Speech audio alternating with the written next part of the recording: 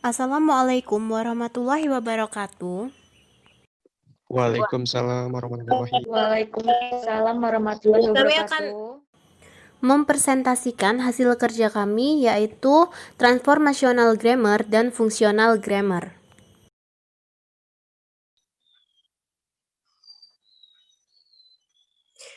Transformational generative grammar memiliki dua aspek, yaitu transformasional dan generatif.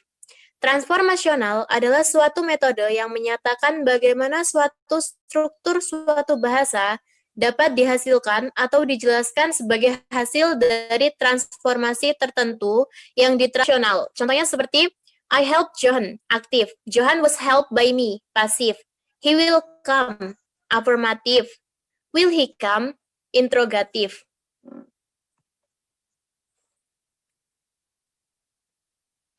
Next.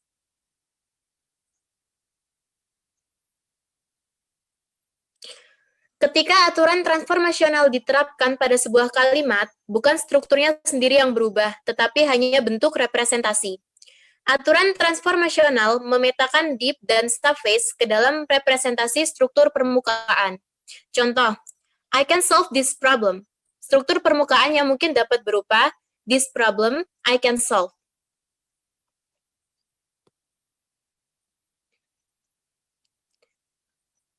Next.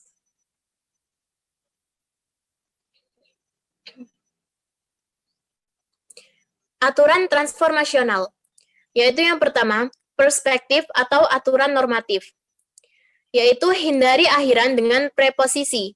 Perbedaan antara owing dan do, di mana menggunakan I atau me. Aturan tradisional lain yang diturunkan dari bahasa klasik lainnya. Yang kedua yaitu aturan deskriptif, berdasarkan observasi dan aturan induktif apa yang terjadi dalam bahasa. Misalnya, he makes atau I make.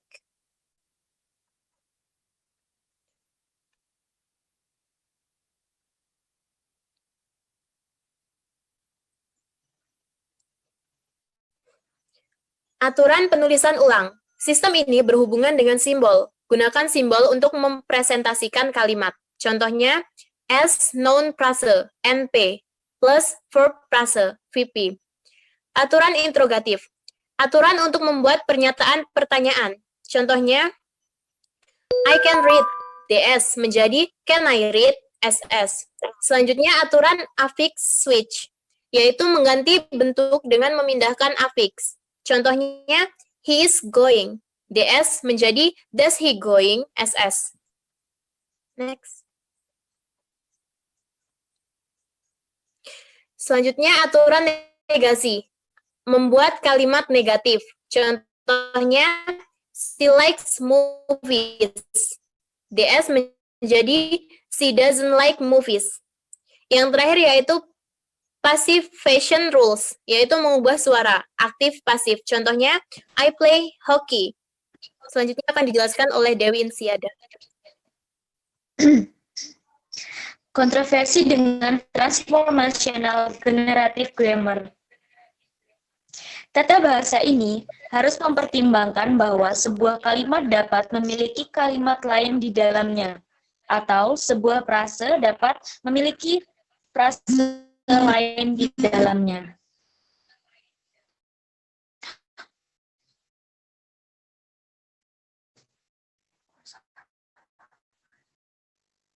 Aturan tata bahasa harus bersifat rekursif, yaitu kapasitas untuk diterapkan lebih dari satu kali dalam menghasilkan struktur.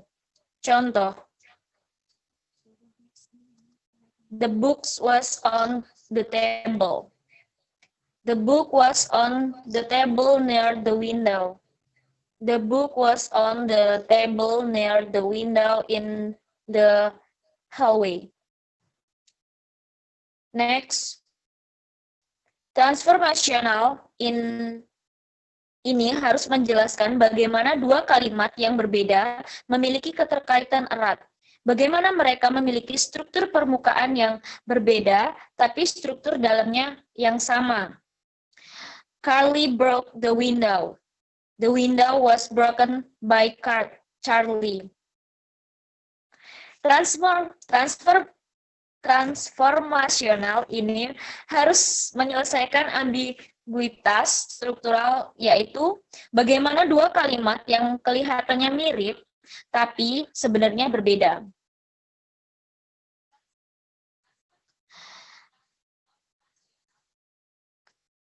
Disebut tata bahasa yang menghasilkan kalimat dalam teknik yang berarti tata bahasa memberikan deskripsi struktural ke kalimat.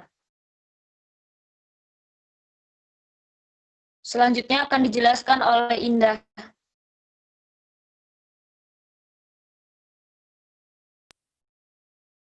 Function grammar. Apa tata bahasa fungsional? Tata bahasa fungsional menggambarkan hubungan antara struktur tata bahasa dan makna yang difokuskan pada sumber daya bahasa untuk satu, menganalisis pengalaman apa yang sedang terjadi, kedua, materi pelajaran bidang tentang apa, menganalisis interaksi siapa yang berkomunikasi dengan siapa, peran dan hubungan tenor siapa. Selanjutnya yaitu deep and surface structure. Struktur dalam deep adalah konstruksi teoritis yang berusaha untuk menyatukan beberapa struktur terkait. Struktur permukaan atau surface adalah susunan superficial dari konstituen dan mencerminkan yang lain di mana kata-kata tersebut diucapkan. Language as a system meaning. Apa fungsi dari bahasa? Fungsi bahasa adalah untuk menciptakan makna. Pengertian bahasa, bahasa sebagai sistem simbol vokal arbiter yang digunakan untuk komunikasi manusia. Bahasa sebagai suatu sistem elemen-elemen di dalamnya tidak disusun dan digabungkan secara acak, tetapi menurut beberapa aturan dan prinsip. Bahasa adalah vokal media utama untuk semua suara bahasa.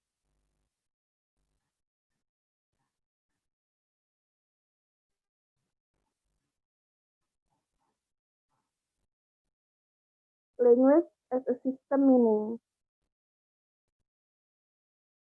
Fitur desain bahasa. Fitur desain bahasa. Fitur desain mengacu pada karakteristik klasik dari bahasa manusia yang dapat membedakan sistem bahasa manusia dari sistem bahasa non-manusia, meliputi yang pertama, kesembarangan atau ketidaksengajaan, kedua, dualitas, ketiga, kreativitas, keempat, perpindahan, kelima, transmisi budaya. Metafunction.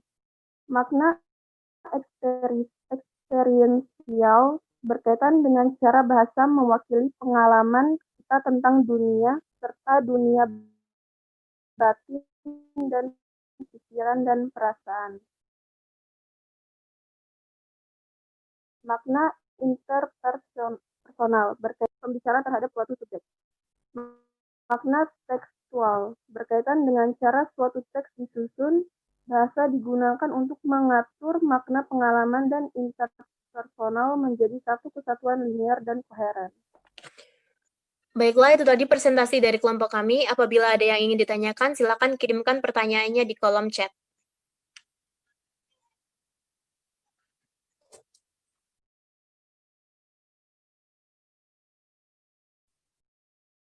Baiklah, saya akan menjawab pertanyaan dari Gita. Pertanyaannya, jelaskan bagaimana dua kalimat yang berbeda Untuk memiliki menjawabnya. struktur permukaan yang berbeda, tapi struktur dalam yang sama.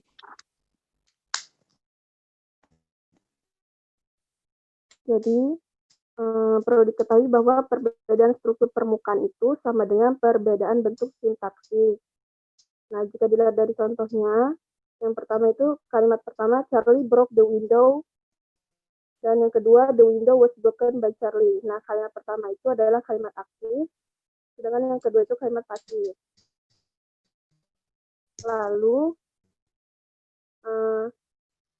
struktur dalam yang sama itu maksudnya adalah kalimat pertama itu kan Charlie itu subjek ya, berada di depan, sedangkan yang kedua itu the window objek berada di depan. Jadi maksudnya adalah Charlie di kalimat pertama adalah subjek, dan yang di kalimat kedua adalah Charlie sebagai subjek juga. Jadi karena itu dia sama. Jadi itu jadi maksudnya. Bagaimana Gita? Apakah Bisa dimengerti? Iya, Indah, terima kasih. Ya, sama-sama. Baiklah, selanjutnya saya akan menjawab pertanyaan dari Andina, yaitu bisa dijelaskan mengapa aturan tata bahasa itu harus bersifat rekursif. Karena di dalam setiap susunan tata bahasa itu harus memiliki kapasitas untuk diterapkan lebih dari satu kali dalam menghasilkan struktur. Jadi maksudnya tuh dalam satu kalimat, itu kalian bisa menambahkan kayak kata benda itu bisa diulang, jadi bisa 2 kali. Misalnya, buku itu di atas meja. Jadi buku itu kan kata benda, meja itu juga kata benda. Jadi bisa ditaruh dalam satu kalimat yang berbeda. Rekursi juga biasanya digunakan untuk menunjukkan sesuatu yang lebih spesifik. Misalnya, buku itu ada di atas meja. Terus ingin lebih spesifik jadinya buku itu ada di atas meja di dekat jendela. Seperti itu Andina, bagaimana? Baik, saya mengerti. Terima kasih, Anggun. Sama-sama.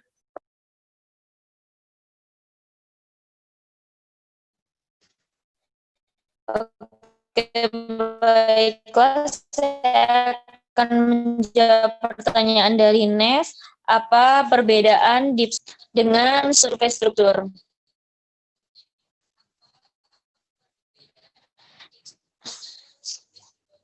Deep struktur itu yaitu, sedangkan survei struktur itu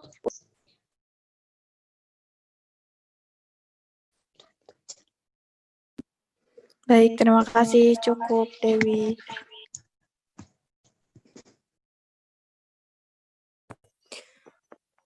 Baiklah, itu saja presentasi dari kelompok kami. Kami tutup. Wassalamualaikum warahmatullahi wabarakatuh. Waalaikumsalam Waalaikumsalam warahmatullahi wabarakatuh. wabarakatuh.